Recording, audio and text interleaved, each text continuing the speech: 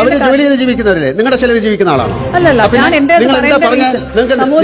വീട്ടിൽ കയറ്റുമല്ലോ അവരെ എന്റെ വീട്ടിൽ കുഴപ്പം ഇതെന്താണ്? ഇത് ഏത് സമൂഹത്തിലാണ് നിങ്ങൾ ജീവിക്കുന്നത്? നിങ്ങൾ പുറത്തൊക്കെ ജീവിച്ച ആളല്ലേ? നിങ്ങൾ ഏത് സമൂഹത്തിലാണ്? മുഴുവൻ സമൂഹം അക്സെപ്റ്റ് ചെയ്ത്. സത്യം പറഞ്ഞാൽ ഇദ്ദേഹത്തിന്റെ ഈ നിലപാട് പരിഹാസ്യമായി പോയി, പറയാതിരിക്കാൻ വയ്യ. ബിഗ് ബോസ് പോലെയുള്ള റിയാലിറ്റി ഷോകൾ നിങ്ങൾ ആലോചിച്ച് നോക്ക്.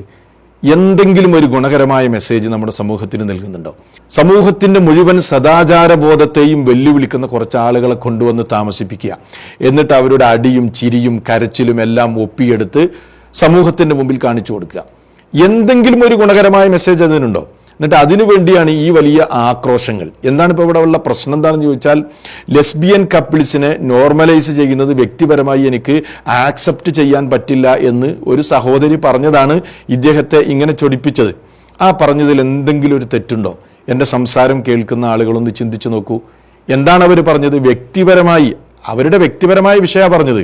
വ്യക്തിപരമായി അവർക്ക് അത് ആക്സെപ്റ്റ് ചെയ്യാൻ പറ്റൂല, അവരുടെ വീട്ടിൽ കയറ്റൂല എന്നൊക്കെയാണ് അവർ പറഞ്ഞത്. മോഹൻലാലിന് അദ്ദേഹത്തിന്റെ വ്യക്തിപരമായ വിഷയം പറയാൻ പറ്റുമെങ്കിൽ അങ്ങനെയുള്ളൊരു രാജ്യത്ത് ജീവിക്കുന്ന ആ സഹോദരിക്ക് അവർക്ക് വ്യക്തിപരമായ അഭിപ്രായം പറഞ്ഞൂടെ? മോഹൻലാൽ എൻ്റെ വീട്ടിൽ കയറ്റുമെന്ന് പറഞ്ഞതുപോലെ തന്നെ അവർക്ക് എൻ്റെ വീട്ടിൽ കയറ്റാൻ എനിക്ക് പറ്റില്ല, എനിക്കത് നോർമലൈസ് ചെയ്യാൻ പറ്റില്ല എന്ന് പറഞ്ഞതിന് അവരുടെ അഭിപ്രായ സ്വാതന്ത്ര്യത്തെ അടിച്ചമർത്തുന്നത് ശരിയാണോ? ഇദ്ദേഹം ചെയ്തത് ഒരിക്കലും ശരിയല്ല. ഒന്നാമത്തെ കാര്യം നമ്മൾ മനസ്സിലാക്കേണ്ട ഒരു സംഗതിയാണ്. പിന്നെ മോഹൻലാലിൻ്റെ വീട്ടിൽ എന്തൊക്കെയാണ് നടക്കുന്നത്, അവിടെ എന്തൊക്കെയുണ്ട്, അവിടെ എന്തൊക്കെ ഇല്ല എന്നതാണോ നമ്മുടെ പ്രശ്നം?